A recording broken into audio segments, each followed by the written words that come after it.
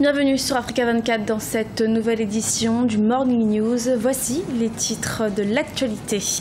Au Mali, le calme est revenu à Kidal après les violents affrontements qui ont éclaté ce jeudi, opposant la coordination des mouvements de l'Azawad et le groupe d'autodéfense Touareg, Imrad et alliés. En République centrafricaine, plus de 3000 combattants sont inscrits à ce jour au programme de désarmement, démobilisation et réinsertion. Et pourtant, ce chiffre semble pour plusieurs observateurs encore en deçà des objectifs. Et puis en Égypte, focus sur le magazine en ligne Carosen. Ce magazine indépendant traite de sujets tabous dans un pays conservateur. Au Burundi, 3 personnes ont été arrêtées, présumées être les coupables de l'assassinat d'Asfa Moussi, membre du Parlement de la Communauté des États d'Afrique de l'Est et ancienne ministre de la Communication et porte-parole du gouvernement. Asfa Moussi a été assassiné le 12 juillet à Bujumbura, capitale burundaise.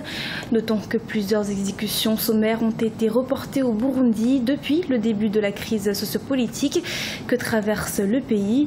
Crise déclenchée par la décision du président Pierre Nkurunziza de briguer un nouveau mandat en avril 2015. Au Mali, des affrontements entre le Gassia et la coordination des mouvements de l'Azawad ont éclaté ce jeudi après-midi à Kidal, faisant une soixantaine de victimes. Afin de garantir l'alcalmie, la coordination des mouvements de l'Azawad réclame désormais le retrait du Gassia, groupe pro-gouvernemental, et ses alentours au Mukasumba.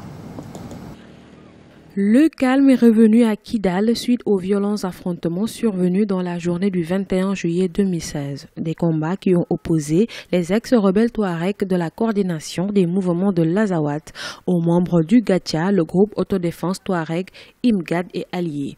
La CEMA, qui a repris le contrôle de cette localité du nord du Mali, exige à présent le retrait du Gatia de Kidal et ses alentours afin d'éviter toute reprise des hostilités. Pour l'heure, les deux camps continuent de jeter sur l'autre la responsabilité de l'attaque. La demande de la CMA de voir le Gatia, groupe armé pro-gouvernemental, de quitter Kidal est une nouvelle escalade en quelque sorte dans les relations quelque peu tendues entre les mouvements Touareg dans cette ville de Kidal. Kidal est une sorte d'énigme pour tous les analystes et tous ceux qui suivent la situation du Mali. Kidal a été transformé en une espèce de no man's land confié à l'ex-rébellion Touareg par la France. Et donc, le gouvernement malien n'a pratiquement pas de contrôle sur la ville de Kidal. Selon un bilan provisoire, une vingtaine de personnes ont perdu la vie lors des récents affrontements. 40 autres ont été blessés. Après une accalmie nocturne, des coups de feu ont été brièvement entendus le vendredi 22 juillet 2016. Pourtant, la CEMA et le Gatia sont tous deux signataires du protocole de paix et la réconciliation au Mali, issu du processus d'Alger, ainsi d'un pacte de gestion collégiale de la ville sur le plan sécuritaire. Ces deux mouvements sont signataires de l'accord de paix qui implique aussi le gouvernement malien. Une nouvelle escalade, certes, qui survient dans un contexte extrêmement tendu, parce que c'est en quelque sorte l'histoire de deux commandants dans un même bateau. La ville de Kidal, à la suite d'un accord un peu bizarre, avait été confiée en gestion à ces deux mouvements armés. Or, comme on le sait, deux mouvements antagonistes ne peuvent pas survivre dans le même espace géographique, d'où la tension. Rappelons que le principal camp militaire de Napala, situé au centre du Mali, a été attaqué le 19 juillet 2016 par des hommes armés non identifiés. Le bilan avait fait état de 12 victimes du côté des soldats ainsi que plusieurs blessés. Un hommage à ces disparus s'est d'ailleurs tenu dans la ville de Ségou le jour même de l'attaque de Kidal. Au Burkina Faso, le dossier Thomas Sankara se poursuit. Des prélèvements sur les restes présumés de la dépouille du capitaine Sankara et de ses compagnons ont été envoyés ce vendredi matin en Espagne. Thomas Sankara, le père de la révolution burkinabé, et 12 de ses compagnons avaient été assassinés le 15 octobre 1987 lors d'un coup d'État qui a porté Blaise Compaoré, l'un de ses fidèles d'armes d'alors, à la tête du Burkina Faso. En République centrafricaine, le programme de désarmement, démobilisation et réinsertion doit permettre aux ex-combattants de revenir à la vie civile avec une activité rémunérée. Ce sont plus de 3000 combattants qui sont aujourd'hui enregistrés, mais ce nombre semble encore minime pour de nombreux observateurs. Amira Benjabala, Jean-Pierre. Le pré-DDR, désarmement, démobilisation, réinsertion, a été lancé en juin 2015 à Bangui, capitale centrafricaine, et est aujourd'hui étendu à 8 localités. On compte actuellement 3152 ex-combattants enregistrés, 2702 hommes et 450 femmes. Ce pré-DDR précède le programme national de désarmement, démobilisation, réinsertion, rapatriement. Un processus pour lequel il faut être éligible et les conditions sont claires, à savoir posséder une arme de guerre et faire partie d'un des groupes armés signataires de l'accord du 10 mai 2015 à Bangui. Malheureusement, les combattants ne le sont pas tous. Beaucoup craignent donc que ce programme ne réalise pas ses objectifs. C'est la troisième fois ce programme de DDR. Et sur le terrain, sur place, les choses n'ont jamais changé. Est-ce que vous pensez que les grands groupes comme le groupe de Nouradine Adams, est-ce qu'ils vont accepter ce programme? Ce sont des gens qui s'arrangent toujours pour contrôler certaines villes, là où ils sont maîtres, ils règnent en seigneur dans certaines régions. Donc je crains que ça soit juste un programme comme ça, mais bon, il y a les sous, c'est vrai, mais on veut voir les choses effectives sur le terrain. Or que ça n'a jamais été le cas. Le programme de DDR consiste à abandonner sa vie de combattant, à déposer les armes et à s'insérer dans la vie civile en trouvant un emploi. Considérer l'aspect psychologique des miliciens est donc primordial pour la réussite sur du long terme du processus. Nous préconisons qu'il y ait un volet important de la dimension psychologique à prendre en charge parce que généralement c'est des jeunes qui sont perdus, qui ne savent même pas pourquoi ils ont pris des armes, qui pour la plupart ont été manipulés et qui aujourd'hui ne se retrouvent même pas, ils savent même pas ce qu'il faut faire. Donc il faudrait aussi les encadrer, les aider à la résilience, c'est tout simplement ça. Il faut essayer de voir la vie autrement, essayer de s'insérer durablement dans la société. Des régions entières de la République centrafricaine sont aujourd'hui contrôlées par des miliciens. Leur désarmement est une nécessité pour que le pays puisse enfin retrouver sa stabilité sécuritaire mais aussi économique. Les combattants qui ne sont pas éligibles au processus de DDR bénéficieront du programme de réduction des violences communautaires. C'est une première en Guinée équatoriale. L'Institut national de la statistique a publié des informations sur l'économie du pays. Le ministère de l'économie, la planification et l'investissement public vient de mettre à la disposition du public une base de données officielle sur le pays. Un reportage de notre correspondant en Guinée équatoriale, Léopoldo Enem Mba-Soué.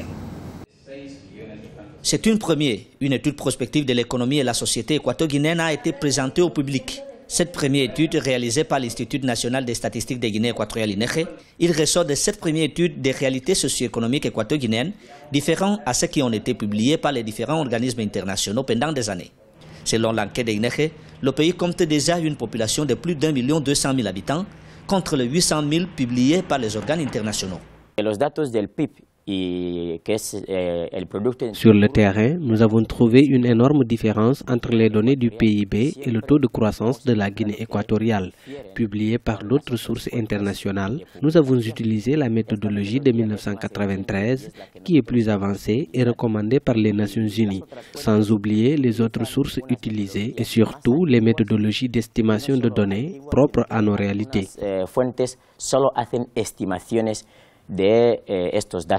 Depuis les années 92, la Guinée équatoriale ne produit pas ses comptes nationaux.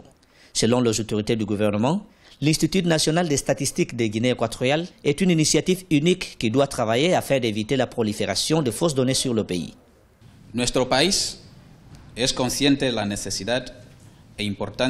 Notre pays est conscient de l'importance de fournir aux institutions internationales, aux entreprises et au public en général les données reflétant la réalité socio-économique de la République de Guinée équatoriale. Le gouvernement a fait de grands efforts pour créer et renforcer les capacités de l'Institut de statistique nationale et nous avons déjà commencé à voir les résultats de ces travaux. Nous félicitons tous ceux qui ont travaillé à cela. y agradecer al gobierno por esos esfuerzos. Créé officiellement le 28 janvier 2013, INEGI a connu plusieurs difficultés lors de la compilation des données de l'étude sur la réalité socio-économique du pays, notamment le manque de collaboration des sources d'information et la disposition des données en temps. En Égypte, Kérosène publie des sujets d'actualité dits tabous dans ce pays conservateur. Accessible en ligne, ce magazine indépendant a su capturer l'attention de plusieurs lecteurs en traitant de sujets variés et inédits. Les détails avec Véronique Bellinga.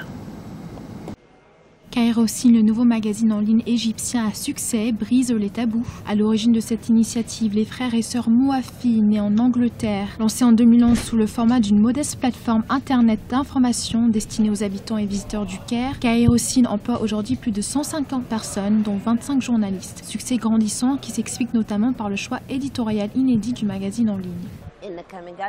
Depuis les débuts du magazine, l'objectif a toujours été de nuancer et diversifier nos publications. À l'époque, nous avions très peu de sujets qui traitaient de politique, d'économie, de business, de célébrités ou encore des top 10 des bikinis à porter cet été. Et je ne comprenais pas pourquoi. De ce fait, il a toujours été question de traiter n'importe quel sujet qui nous semble pertinent. On tente toujours d'inclure les opinions divergentes dans chacune de nos publications. L'entreprise a mis en place une plateforme multimédia afin d'attirer une vaste et jeune audience. L'esclavage domestique, la prostitution et le harcèlement sexuel, autant des thèmes traditionnellement occultés par les médias égyptiens par crainte de représailles des autorités, mais évoqués dans Kérosène. Ce n'est pas moi qui crée les polémiques, elles sont déjà omniprésentes dans la société. Tout ce que je fais, c'est mettre en lumière ces sujets tabous. La population nous juge, ce qui ne fait pas évoluer les mentalités. Je ne fais que rapporter des faits, je ne les invente pas. Je ne dis pas ceci est bien ou pas, je dis juste ça existe. Notre politique est d'être courageux.